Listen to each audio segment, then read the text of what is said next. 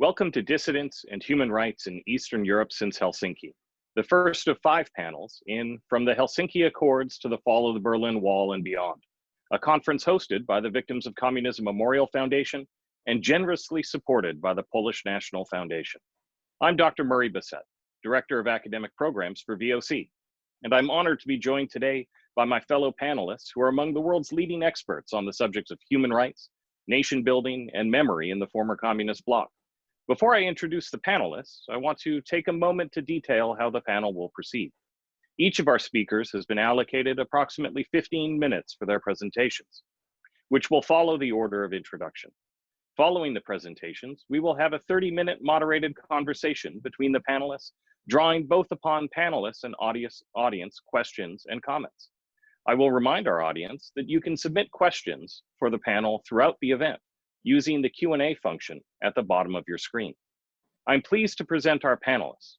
We are joined today by Dr. Łukasz Kaminski, President of the Platform of European Memory and Conscience and Professor at the University of Wrocław, who will speak about human rights and national opposition in Poland during the 1976 through 1989 period. We are also joined by Professor Kristina Petrescu of the University of Bucharest, who will speak about human rights in Romania since Helsinki, covering the 1975 through 89 period. Finally, we also have with us Dr. Aaron Rhodes, President of the Forum for Religious Freedom Europe and Human Rights Editor of Dissident.com, who will speak about the idea of human rights and its impact during and after Soviet rule. Welcome, Łukasz, Kristina, and Aaron. We are truly privileged to have you here with us. Łukasz, I invite you at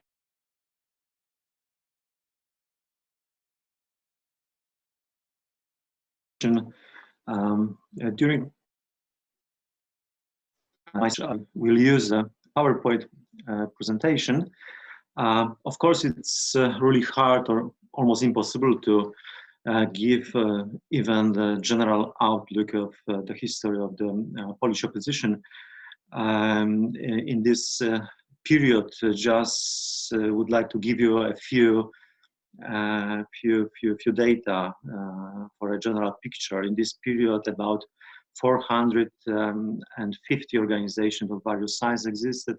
Almost 6,000 underground magazines were published, of course, some of them just for a short time, another for much longer, along with 6,500 books. So instead of a kind of classical presentation of the history of the opposition, I choose to present you a model of interpretation of its history, which is a division between organization more focused on human rights issues, and the second group are those who promoted mainly the problem of independence, national liberation. Of course, this is just one of many possible models to interpret and describe the history of Polish anti-communist opposition, but I think this one has especially good explanatory potential, not only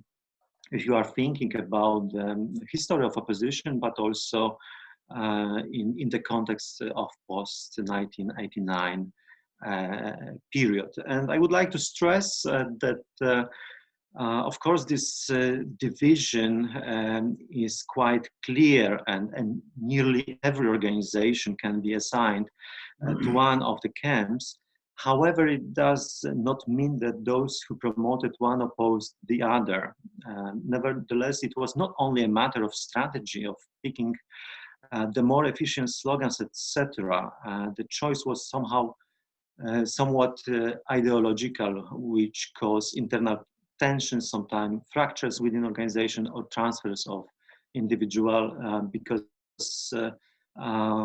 joining or choosing the organization to join was not always a kind of ideological choice. Rather, it was the issue of knowing someone who was already a member.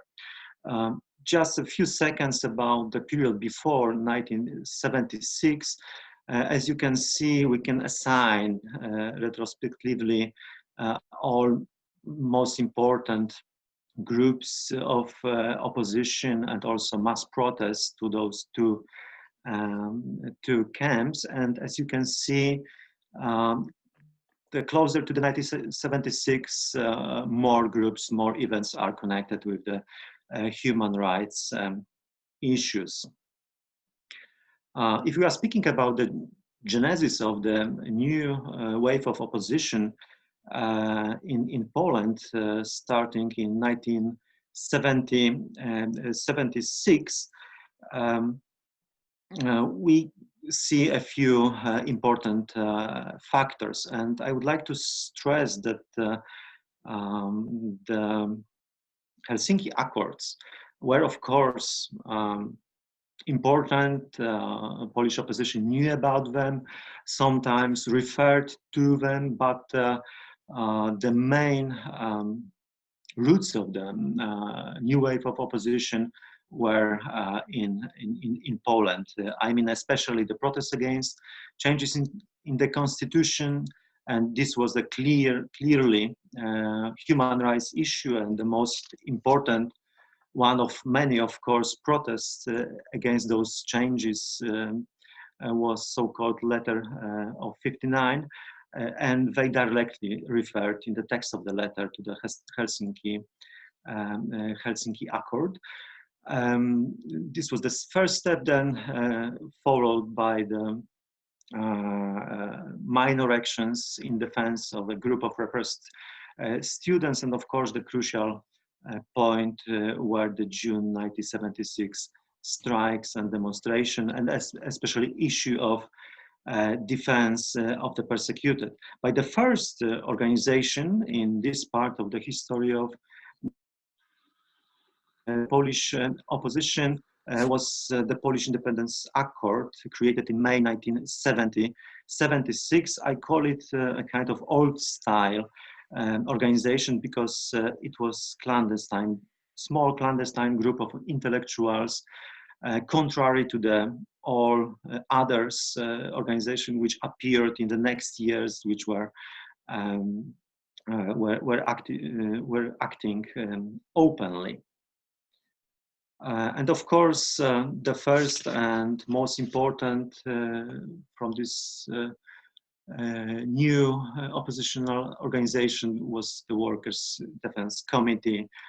It was creation of this committee was a culmination of this wave of spontaneous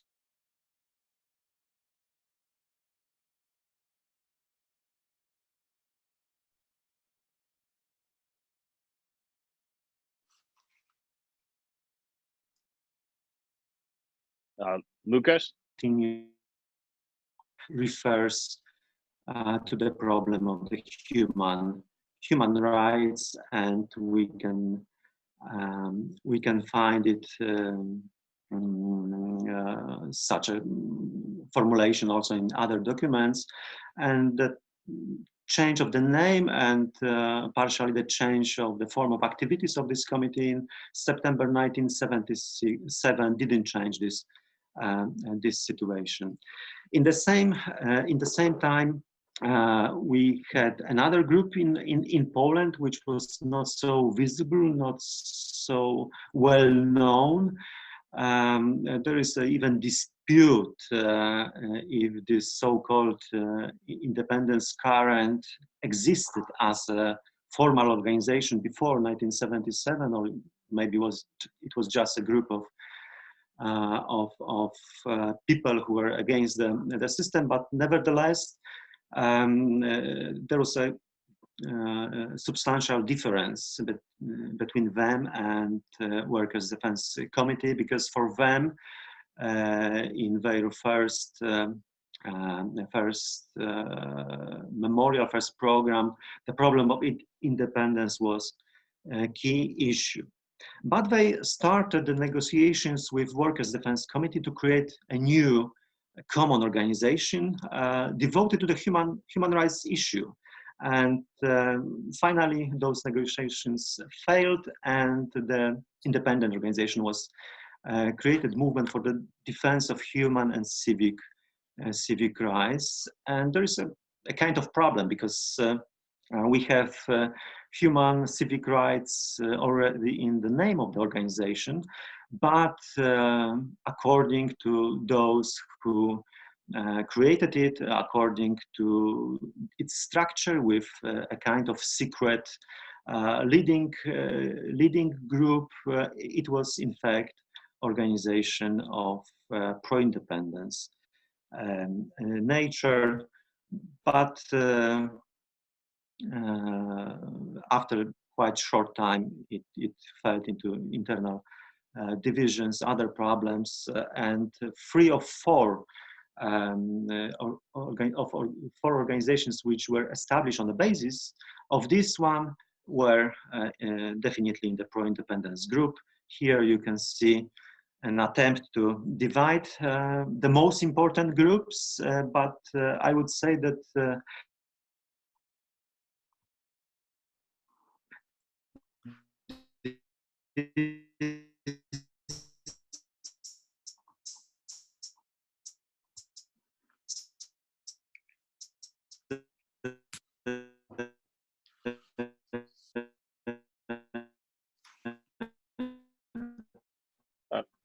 Lukasz, we're not seeing you come through.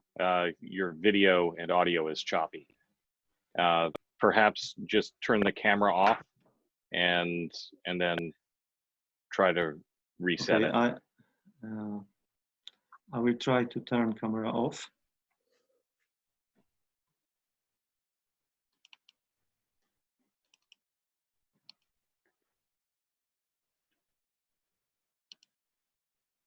Okay, I hope now it will be.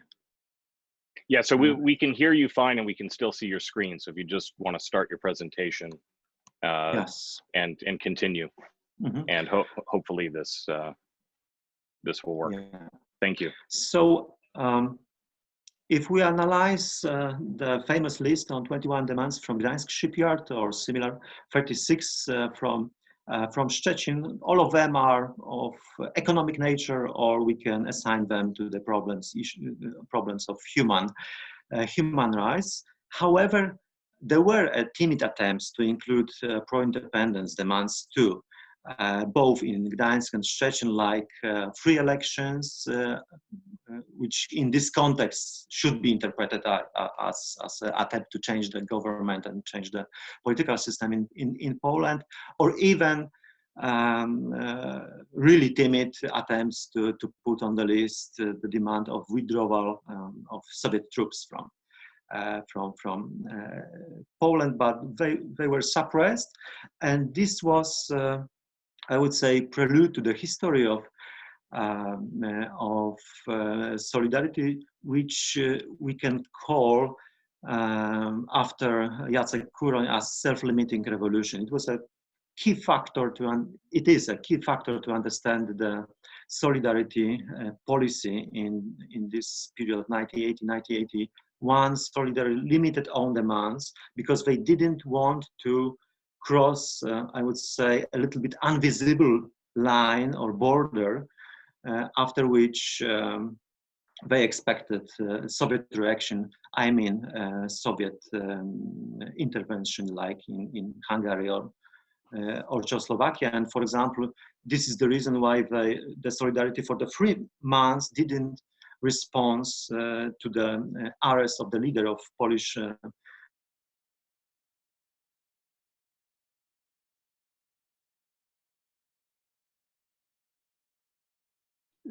I have a hypothesis, there is no time to explain, that maybe the biggest crisis between the Solidarity trade union and the authorities in March '81 was the first attempt of change of this situation.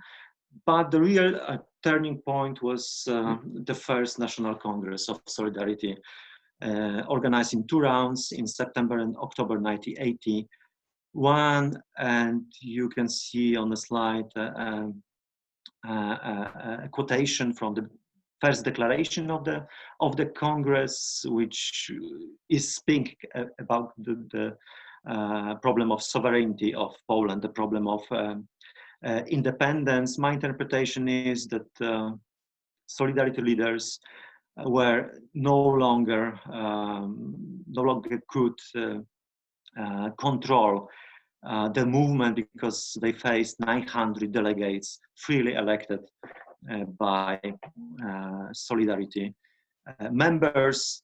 This process continued in the next months. The two clubs, which can be clearly assigned to these two camps, were created. It was an attempt, in fact, to create a basis for the future new political parties. But of course, the whole process was stopped by the introduction of the martial law in December 1981. And for the Solidarity movement, this experience was very important for the next years. Because Solidarity survived in the underground, but one of the main conclusions drawn from the defeat was the need to limit the demands again. Yes, as you can see, underground Solidarity authorities accepted a kind of interpretation of this previous situation done by Primate Social Council, that Solidarity was even co-responsible for the situation, for this introduction of martial law. So for the next almost 8 years, the main demands were like ending the martial law, freeing political prisoners, restoring Solidarity, and signing a new social agreement. But on the other hand, for some other groups, and also they included a part of Solidarity activists, introduction of the martial law was somewhat liberating in the sense that they could openly pose demands of restoring Polish independence. There are some examples, but also in this stream of human rights, some new groups appeared too. Last period of the existence of the communist system in Poland, this division is also very, very visible. And I would say that the whole dispute around roundtable talks was almost completely covering these old divisions for those who were advocates of human rights mainly. Negotiations with communists were a chance to restore legal solidarity and to gradually increase the amount of respected human rights. And for the second camp, let's call it pro-independence camp, those negotiated reforms meant the prolongation of the communists and a delay on the way to the independent Poland. Also, this mechanism of self-limiting, at least to some extent, returned in this period. And for example, we can interpret in this way the various policies of Tadeusz Mazowiecki government, like, for example, addressing the issue of the Soviet troops in Poland. A few conclusions. Of course, the mainstream of the Polish opposition was connected with the human rights issues. There were a few reasons. We can call it political realism. They wanted to demand those changes which were possible to make, those goals were possible to achieve. But there was also another reason, and which we can call a fear of so-called ghosts of Polish nationalism. They knew that the issue of national independence could be a quite good tool in the Polish case, but they were afraid to use it. In the symbolic definitely this pro-independence stream was more visible, with many signs of it, and it was of course much stronger than in other communist countries. And I think that the current contemporary conflict in Poland, at least on the level of rhetorics, but I think not only rhetorics, can be also discussed in the context of this historical division. So that's all. Thank you very much for listening to my presentation. Thank you, Lukáš, for a wide-ranging and very interesting presentation. I have a number of questions. I'm sure that our fellow panelists likely have questions, and of course the audience. I'll remind the audience right now that throughout the event you can submit your questions using the Q&A function at the bottom of your screen. And so at this time, I would invite Christina to share your presentation with the audience. So thank you for the invitation, and I hope that you're now are able to see my screen, right? Yes. Everyone? Yeah. Okay, yeah, perfect. we can see it. Thank you. You are hearing me. So I would like to say from the very beginning that my presentation it's thought in a slightly different way than that of Lukáš before.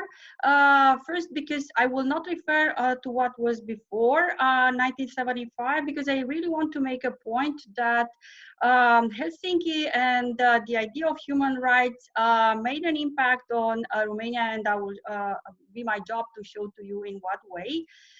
Because I can rely on very little indigenous, let's say, developments that existed before. And then my presentation would rather try to see how these ideas were transferred and interpreted in Romania than to look at various actions that actually were taking place in this period. So let's begin. So I wanted to make the point from the very beginning that at least in Romania, human rights and all the related vocabulary of concepts that are now mainstream in political science were really very new in 1975. There was no talk before that on human rights. And I think that's obvious a difference with Western Europe, where there is an entire history of political thinking that was centered on human rights that has at least 200 years. But I think this is with slight variations also valid for the other countries of the Soviet Bloc, and please do contradict me on this. Now, I want to make also the point that this transfer occurred at two levels. So one that we might call international. This is about interstate interactions, mostly between East and West. And then there is another level of transfer that occurs, we will call it today, transnationally. That is because it is unofficial, it's at the level of the society. And in the case of Romania, this actually occurred mostly under the influence of other states in the Soviet Bloc than directly from the West. But these both transfers, and that's my argument, actually required the reinterpretation, or not required, but this is what happened. The ideas of human rights were reinterpreted in the domestic context. And in this respect, while the communist leadership actually was unable to really grasp this idea, totally misunderstood it and misused it, dissidents indeed inspired themselves very much from mostly the example of other colleagues in Central Europe, as I will show to you. And they used the language of human rights to shape their critical discourses, but also misuse it to achieve personal and group interests, as I will make the point now. First slide, next slide actually refers to how the Romanian communist regime interpreted these human rights accords, because there is something that perhaps it's little known to other countries, that Romania started as a great supporter of the Helsinki Accords. And not only the Helsinki Accords, but really of Principle 7 that talked about respect for human rights and fundamental freedoms. And together with other Western states, really wanted to offer this principle equal importance as compared to all the other 10 principles, whereas the Soviet Union and the other allied countries were willing rather to submit this principle number 7 to principle number 6 that was about the non-interference in internal affairs. Of course, at that time, Romania did not want to side with Western countries because, well, our communist leaders will be champions of human rights, but because they saw this as another way of counterweighting the Brezhnev doctrine and the interference in the internal affairs. That was basically the most used phrase of the official language in Romania up to 1989. So to cut this short, what I wanted to say is that Romanian communist leaders, in particular President Nicolae Ceausescu, really took the Helsinki Accords as a substitute for something that goes against intervention in the affairs of another state. And they continue to talk about that up to 1989 while totally disregarding any records or any human rights records. That's why it ended up as the greatest violator of human rights in Europe by 1989. Now, what about what happened in Romanian society and how these human rights were actually interpreted? And I will start this chronologically with a movement that was allegedly for human rights that actually emerged immediately after the emergence of Charter 77 in Czechoslovakia. I was inspired by the model of the Charter 77 and managed to rally more than 200 people in 2 months, which is actually comparable in size with what happened in Czechoslovakia, but it has only an ephemeral existence. Now, the main document of this movement, it's a letter that was addressed to the Helsinki Follow-up Conference in Belgrade, that up to this day represent the most comprehensive account of human rights abuses in Romania. But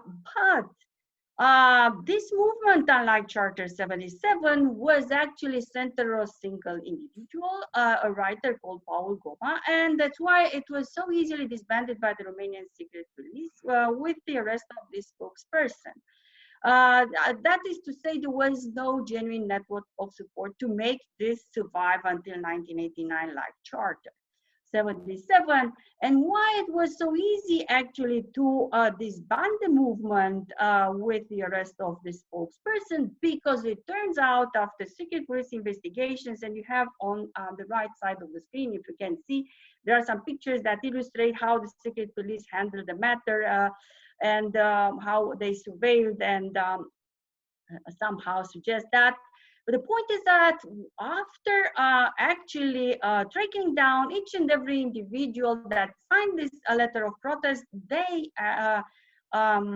came to the conclusion that everyone was interested and signed this only because they care for one single right, that was the freedom movement. They actually signed this in order to get an exit visa and went to a Western country for good, which actually happened even with the spokesperson. In the end, they were forced to also to flee the country together with the entire family. And that's why there was this saying that Romanian descent lives in Paris. And by the way, this man died during this pandemic of COVID, but ever since he lived in Paris and never returned to Romania. So after we have this interpretation in terms of freedom of movement, we have the most widespread interpretation that was common to most Romanian dissidents, that it's about freedom of thought and opinion. That is because most of the dissidents in Romania were writing people, were writers and people in other professions. And that's why for them, freedom of expression was absolutely central in the context in which in Romania censorship did not exist after 1977. The Central Committee on Censorship was abolished, and censorship, like in other countries, was transferred to editorial boards.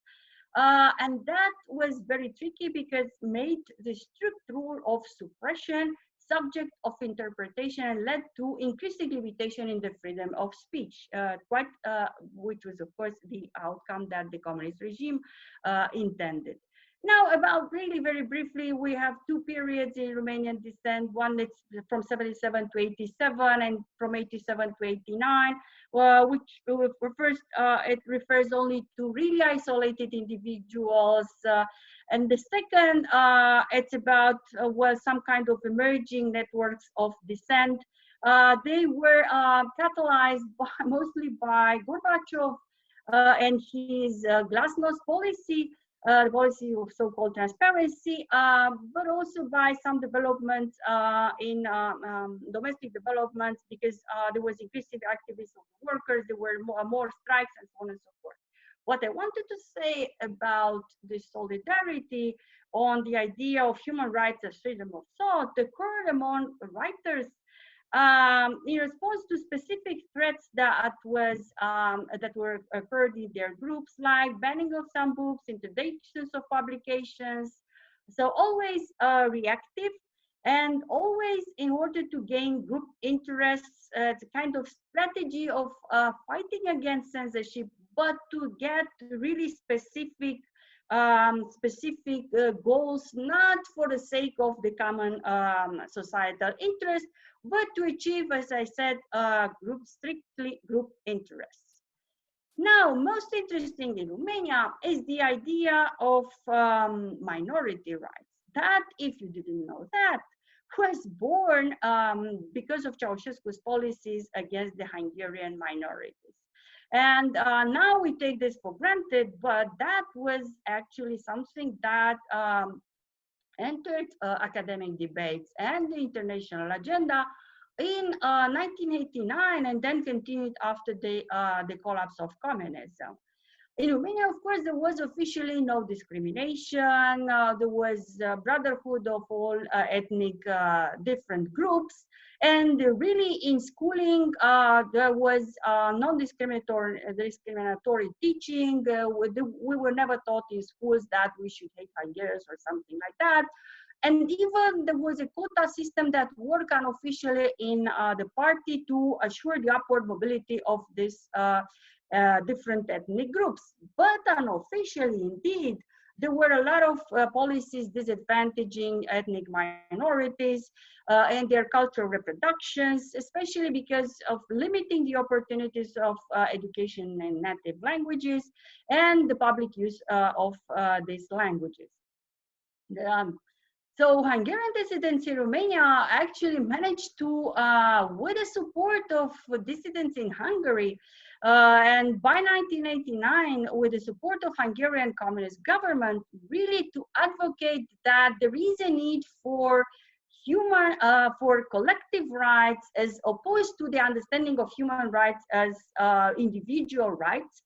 And that is something that people should think about it and promote. And this was very unsuccessful for quite a number of years, because it was tightly related with the issue of borders between Romania and Hungary. But because of the behavior of the Romanian communist government that simply disregarded this up to 1989, the Hungarian dissidents became more and more legitimate in their claims, and they managed to actually make history by imposing this idea of minority rights. Now, very briefly, human rights as women's rights. Well, you know that in any country, a communist country, there was no gender discrimination in theory. There was socialization in school that fostered balanced gender roles.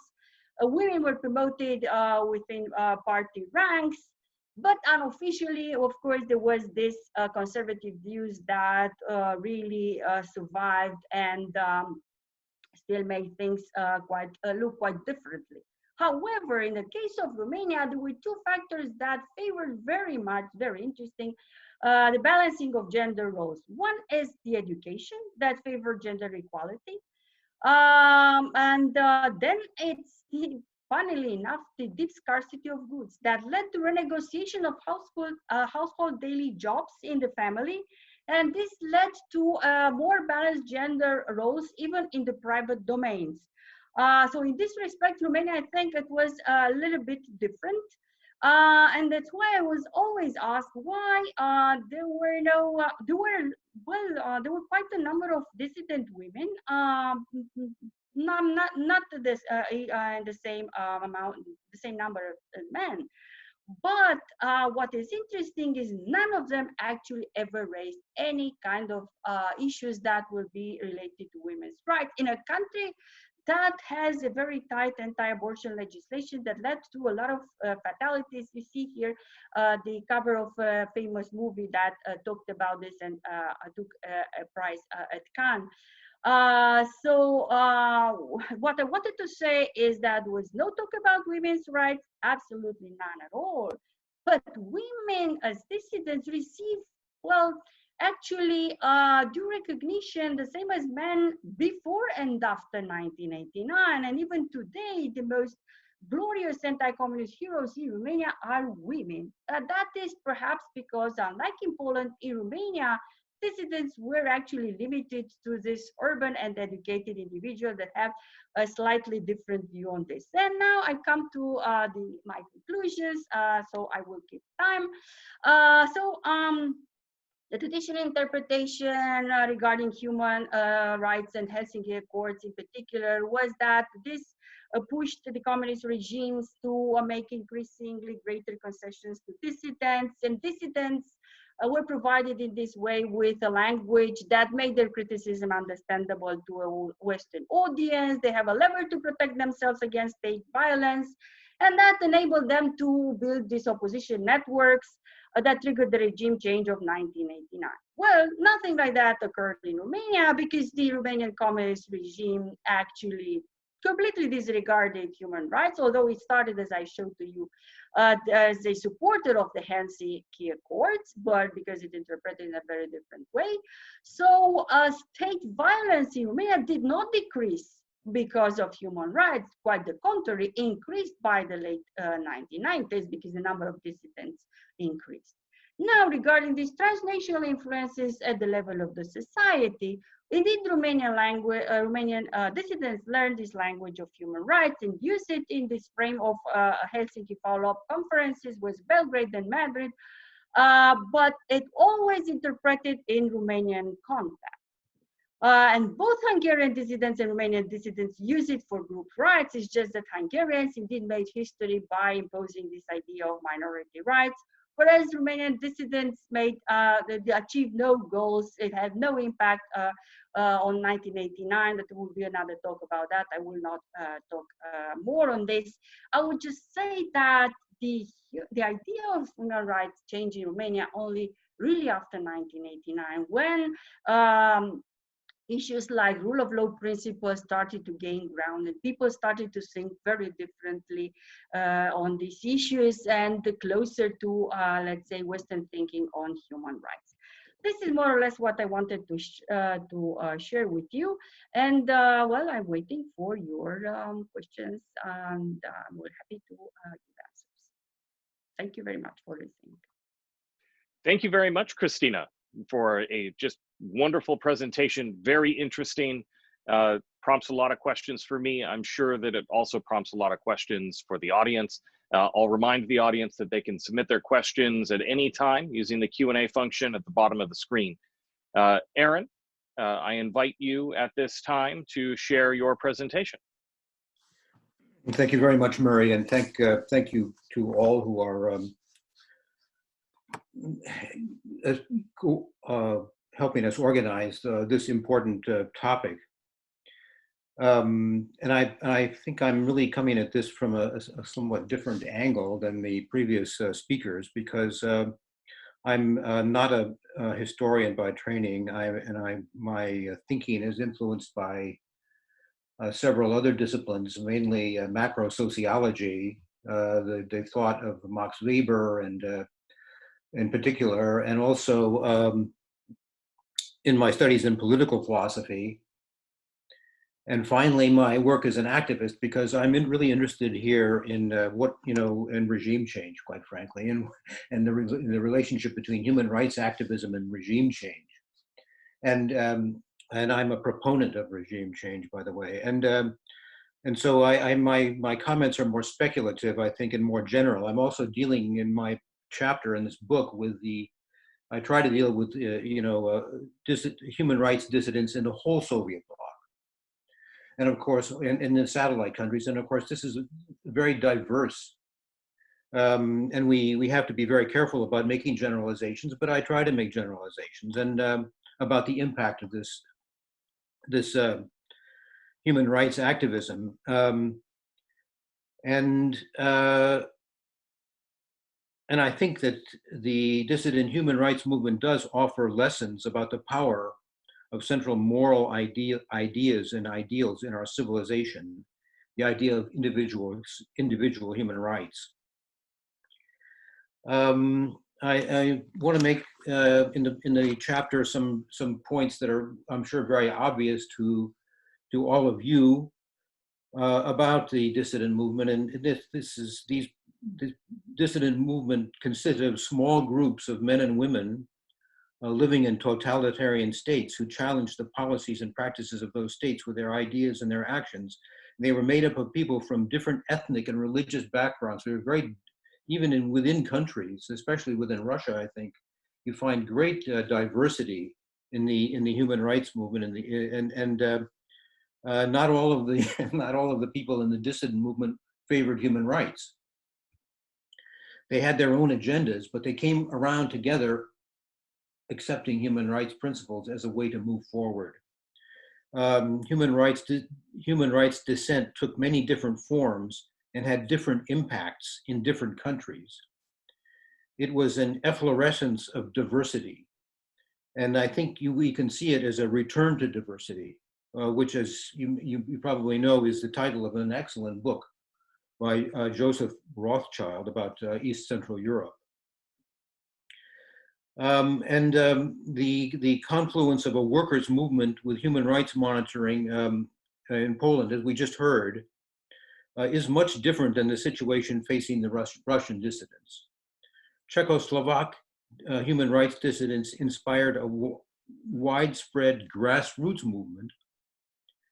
But even there, I mean, I have recently been in touch with a friend who was locked up in Czechoslovakia because of his religious beliefs, and he and his colleagues had nothing to do whatsoever with Havel, Patočka, in this group. In fact, they feel they share almost nothing with them.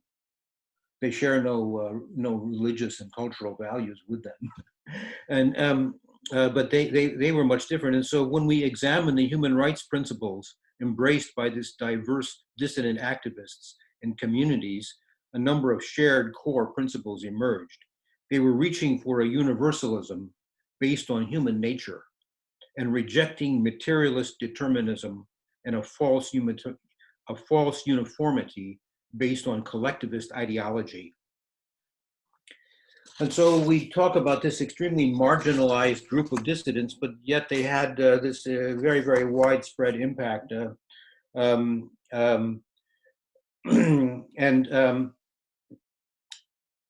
I'm interested specifically in the impact of this human rights ethos on the fall of the communist regimes. And I think it's very important to try to define this ethos. That's what I tried to do in my book, The Debasement of Human Rights, and it hasn't been done by very many other people. And I think this is something we really should examine. You know, what did they believe? How did they think about human rights? They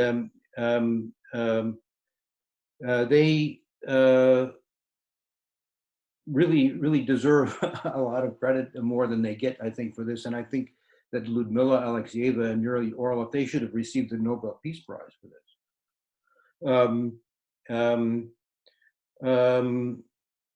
And then the other topic I want to take up, of course, is the way the Helsinki process provided a platform for the expression and spread of these ideas. So my paper is going to take up these interlocking questions: how the ethos of the Soviet era dissident movement allowed it to undermine the legitimacy of communist regimes, the influence of this Helsinki Final Act on human rights activism and its power, And finally, the influence of both dissident human rights principles and the Helsinki model on the politics of human rights and truth in the post-Soviet era. And so to take up the first part, the human rights ethos of the Soviet era dissidents was driven by religious, philosophical, and scientific principles. The movement had no central authority or organization. As Ludmila Alexeyeva wrote in her book on Soviet dissent, the human rights dissident developed their own ideas. And this is very much consistent with what previous speakers have said, their own ideas of human rights in relative isolation. And I think most of my studying has been with regard to the Russian dissidents, but they did not have access to texts on enlightenment, human rights. They didn't have understanding of the way the UN human rights system at that time worked or anything like that. They really came to these conclusions on their own. But they were also, this is consistent with what we heard before, they were also intellectuals mainly. So this was an indigenous human rights movement. This is the first point I want to try to make. This dissent in Soviet society had an existential stance, the inner need of the individual to speak or act in the name of ideals, even when no concrete means exist to realize them, which they felt as a moral compulsion. The focus of the main notion of human rights that you find in these movements, I think, is that human rights are freedoms. They thus adhered to elements of human rights thinking, which really has its, we know, coming from the Greeks and coming from the Enlightenment. And they considered freedom in its positive classical sense, the ability to make choices. So a human rights violation was something that keeps you from making choices. We can also find a kind of anti-utopianism in these thinkers, that they were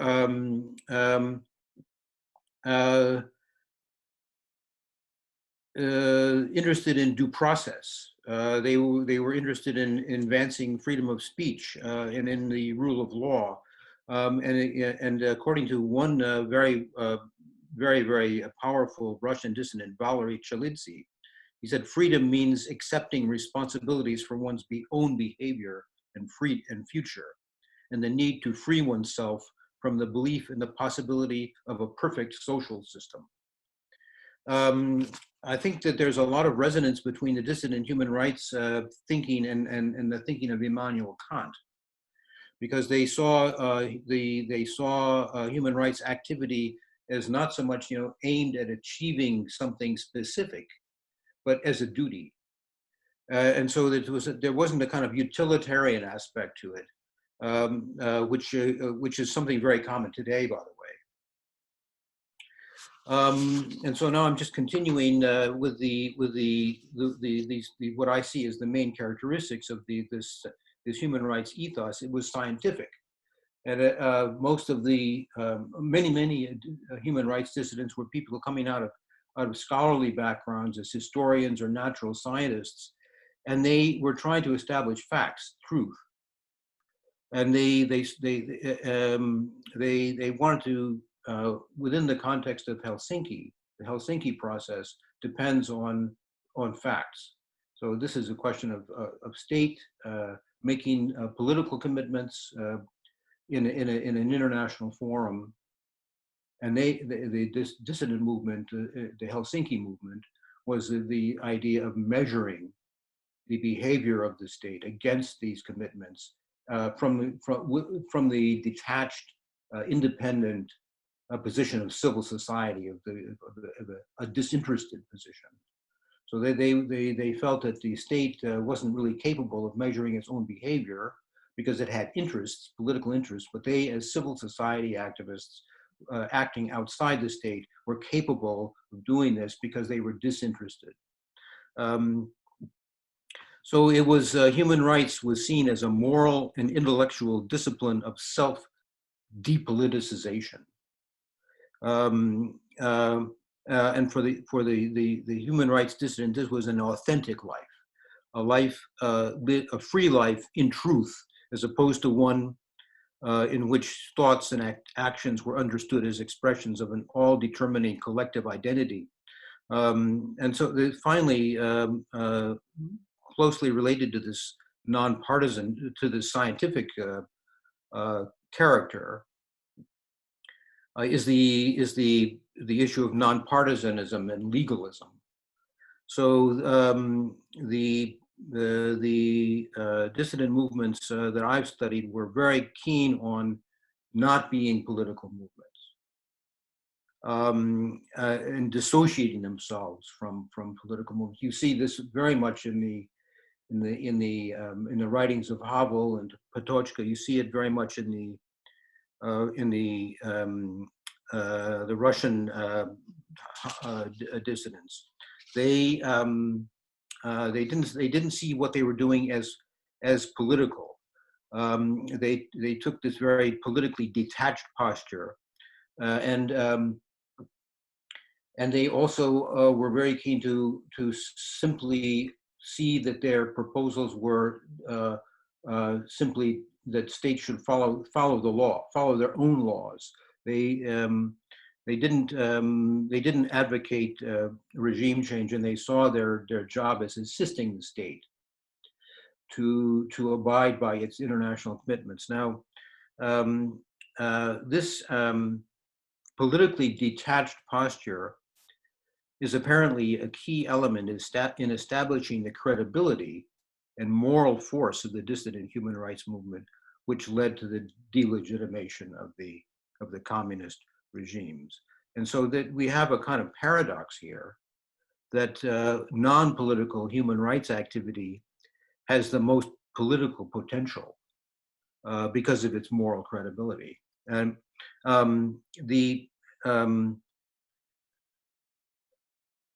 am I doing on time? I guess I'm on schedule. The Helsinki Act obviously was a platform for the dissidents' moral critique, and the Helsinki Final Act, what goes on in the CSCE or OSCE is different from a legal human rights regime, in that we have here political commitments. And this is why, when they were promulgating over this long period of negotiations, many people like Henry Kissinger thought this was a bunch of rubbish, because this was meaningless. These weren't legal commitments. This was just words. And the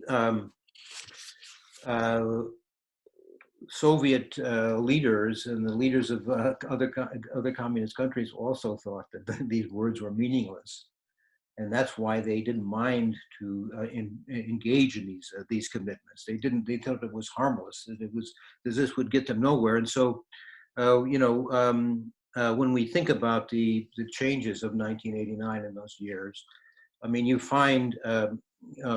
You appear to find sort of four main explanations for this, and one was the leverage that the Helsinki Final Act and the process gave Western countries leverage over communism, because the Helsinki Final process strengthened the leverage of Western countries through the activities of the human rights activists. So in other words, the one point is and of course the military pressure, especially by the United States. As an American citizen, our tax dollars went into this, and but this is just one thing, one aspect. And today you hear a kind of there is a tendency towards a kind of a triumphalism, I think, in among Americans about, well, we did this. This was our victory and so on. And this is very offensive to people in this part of the world, and it's only part of the truth.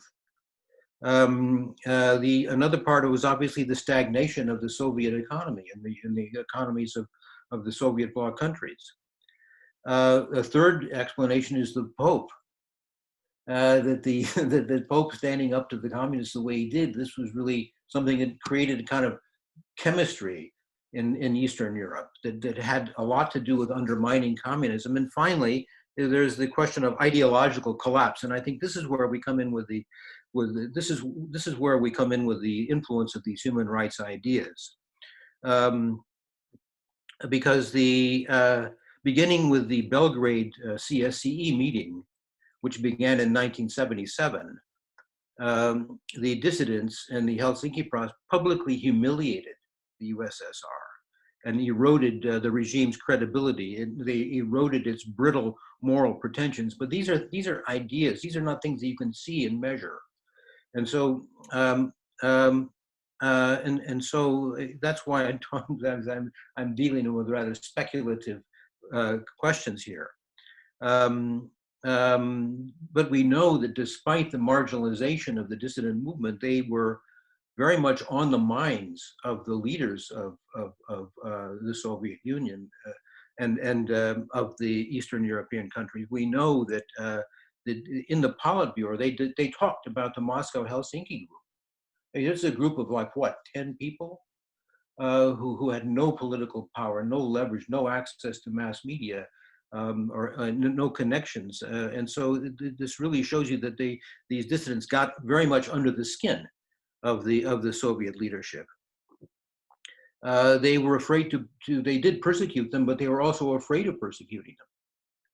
And because it would create more bad publicity for them. And so they were in a kind of box on this. If they didn't persecute them, they talked a lot, and if they did, they found themselves in this propaganda trap. And Yuri Orlov he's a good friend of mine. He spent 7 years in a Gulag camp. But he was so famous, and he suffered very much in this camp, but they didn't want him to die because they knew that if he did, this would really cause them hell. And finally, at the end of this period, Gorbachev, felt that human rights violations were just too much trouble. And he said, one of the human rights violations, he said, quote, only produce dissidents, unquote. In other words, they don't do anything positive for the regime. And so that he was, with these words, it seems to me, he was just, showing that he had no faith in a central pillar of the USSR, which was that repression was something necessary and good and moral. The way censorship was moral.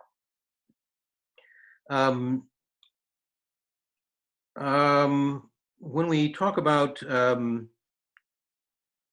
the way human rights ideas have changed and the way the situation have changed after 1989, I think that the idea of human rights has, well, all you need to do is read the newspaper today, and you can see that people thinking about human rights in a very different way than they did during the Cold War.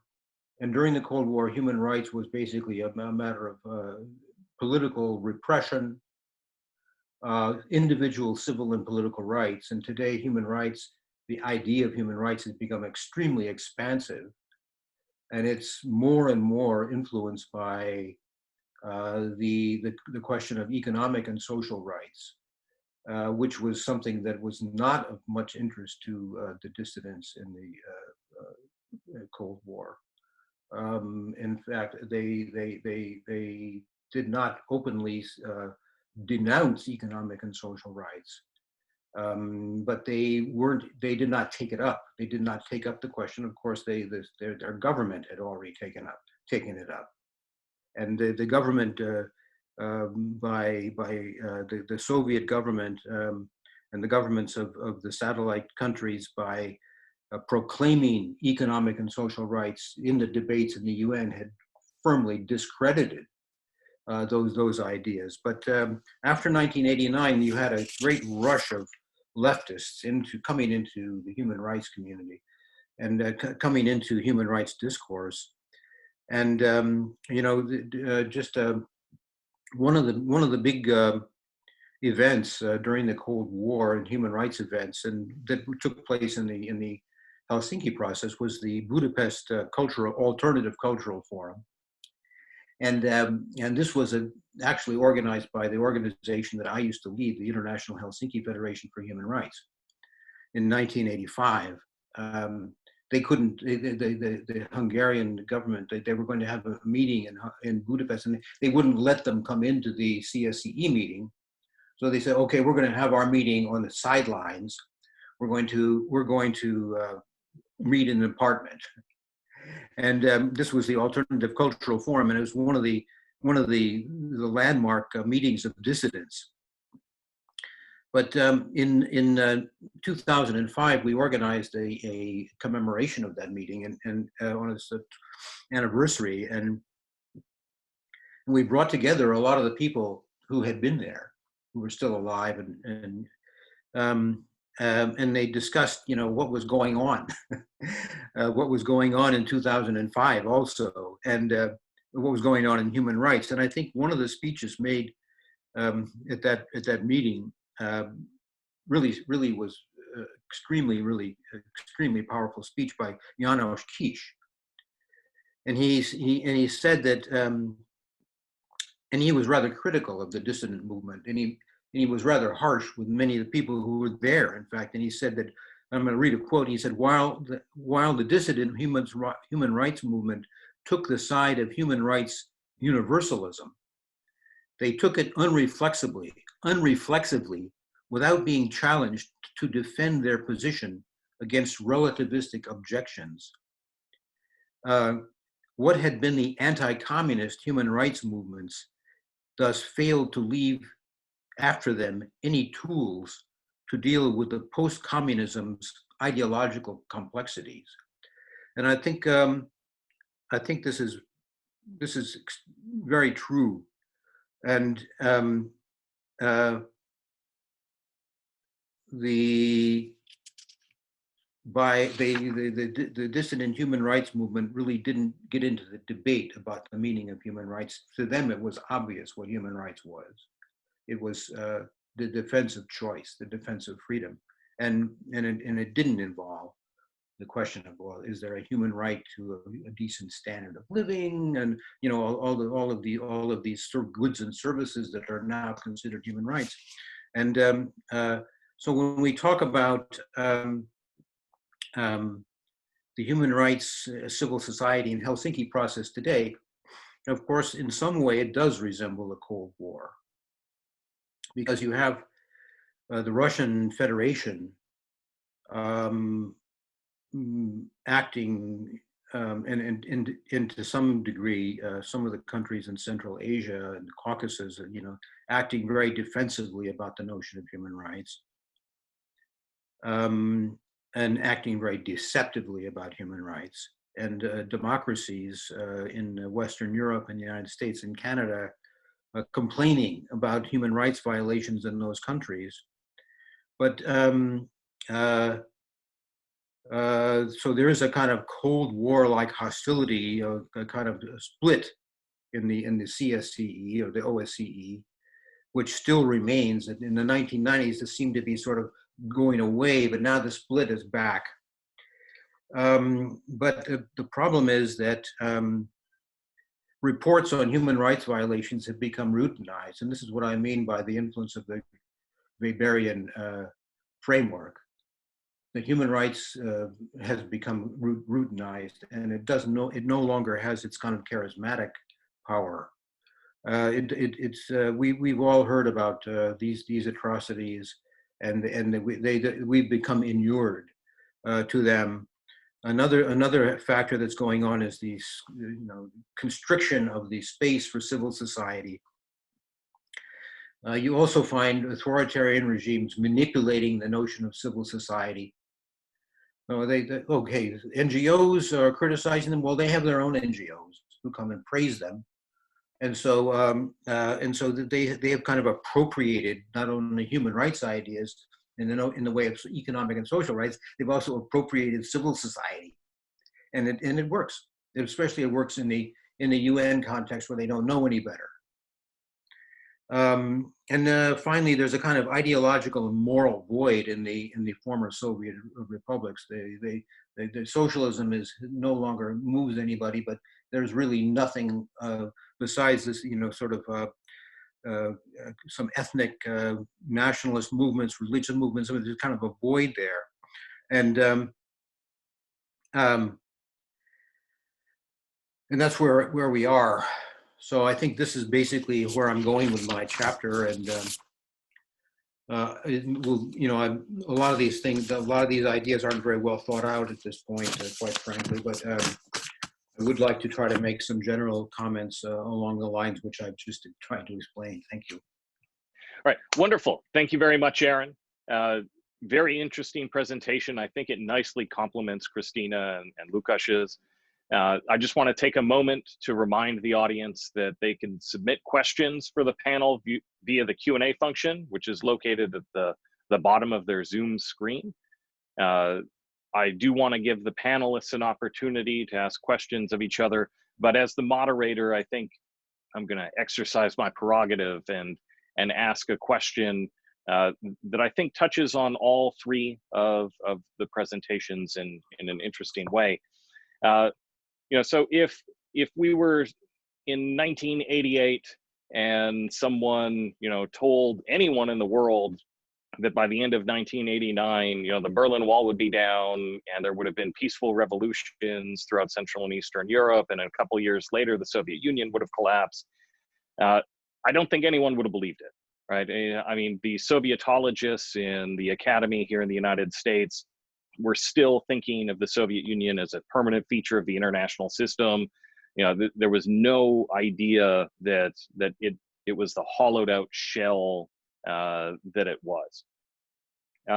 So looking at that, and then looking at the anti-utopian character of dissident thinking, looking at the notion of the self-limiting revolution, I think at the core, and Aaron, you mentioned the moral aspect of the human rights ethos.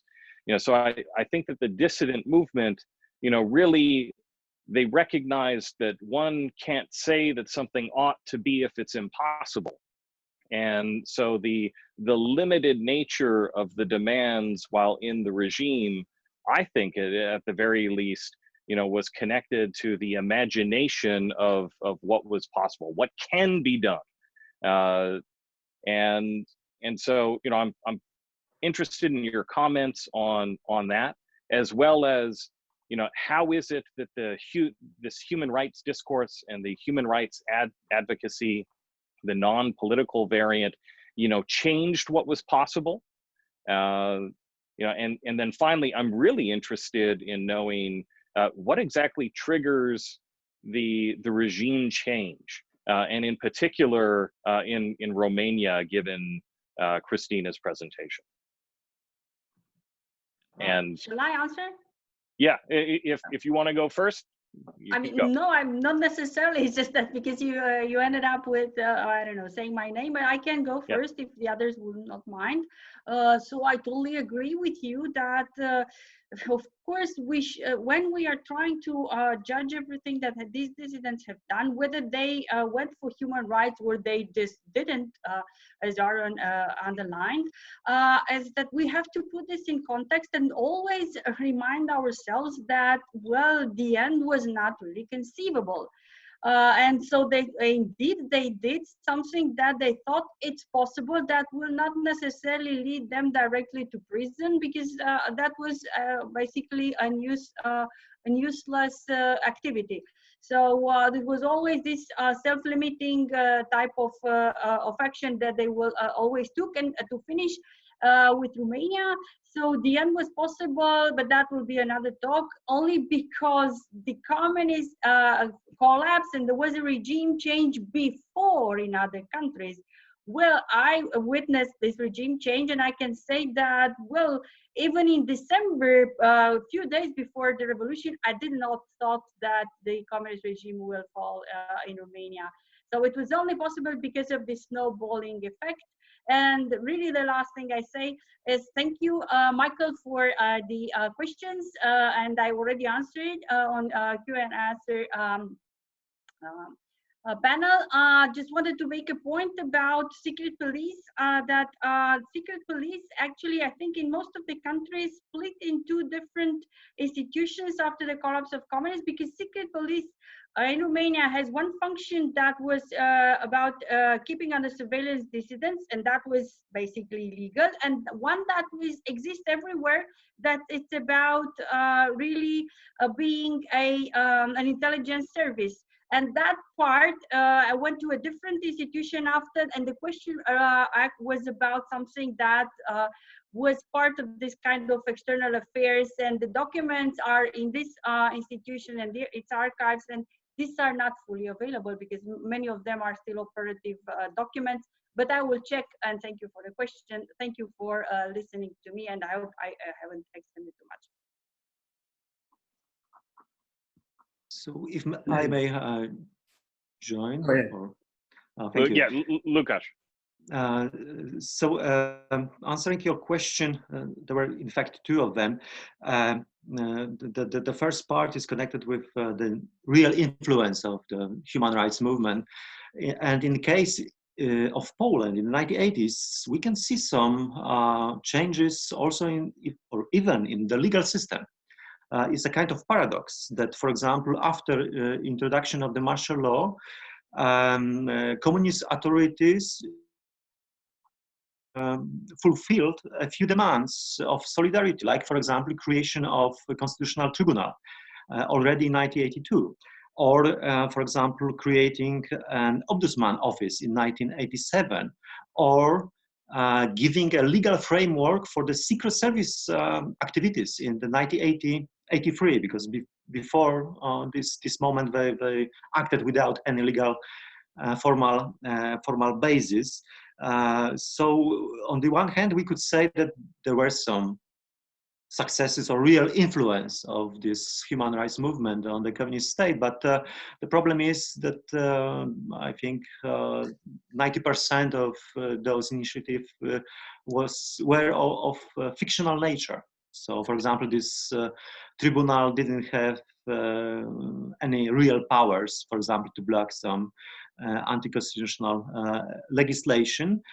But we could say that in case of Poland, there was no necessity after 1989 to change so much the system, legal system, for example, because some important parts of democratic system were already implemented. And returning to the problem, was it possible to see in the 1988 the end of the regime? I think that for those who abandon this self-limiting policy, and in Polish case, this is this pro-independence or national liberation stream of opposition, for them it was possible. Because, you know, if you set the maximum goal that we want to be an independent state, then it's easier to think about some changes. And for example, in the Fighting Solidarity program from the 1987, you will find a big chapter about the fall of communist system. And they predicted it soon, maybe not in 2 years, but quite soon. Aaron? Well, Murray, I don't know if you saw in the Wall Street Journal a couple of weeks ago, there was an interview with Edward Luttwak. and you know, Edward Luttwak, as you may know, is he's a political scientist. I think he's originally from Romania.